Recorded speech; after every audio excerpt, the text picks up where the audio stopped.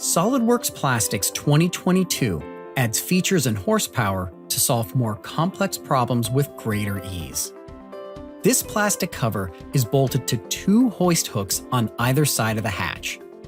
Since it has an asymmetric design, both a right and left-handed version are required for the Nemo submarine. We'll start by adding a material for the plastic injection analysis. The material database is key to any plastic simulation, and this year we've added over 100 new material models and updated over 1,500 materials to improve fill, pack, and warp accuracy. For this part, we'll choose a Delrin material. The new Injection Location Advisor gives immediate feedback on where to place your injection points. It even automatically solves for the optimum pull direction based on your geometry. But for this model, we've decided to go with a sketch-based runner. Using the updated and simplified runner tool, just click the sketch segment and choose the dimensions. The new Flip Dimension button makes it even easier to build your own custom runner. And now, there's no need to define the number of elements for each segment. It's computed automatically.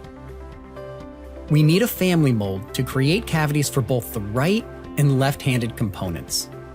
In Plastics 2022, we can use the new symmetry boundary condition. This will create a virtual, opposite-handed cavity in one step. Simply click on a plane that cuts through the sprue, and the new cavity and associated runner is created. But what if you need a family mold with multiple cavities of the same part? The new cyclic boundary condition allows you to create additional virtual cavities in a circular pattern. Just click the center sprue sketch line, the number of cavities you want, and you're done. And of course, if you choose to model your runner system using solid geometry, both the symmetry and cyclic boundary conditions can also be used. When it comes time to solve the analysis, the new Run button is only a right click away from the top of the tree.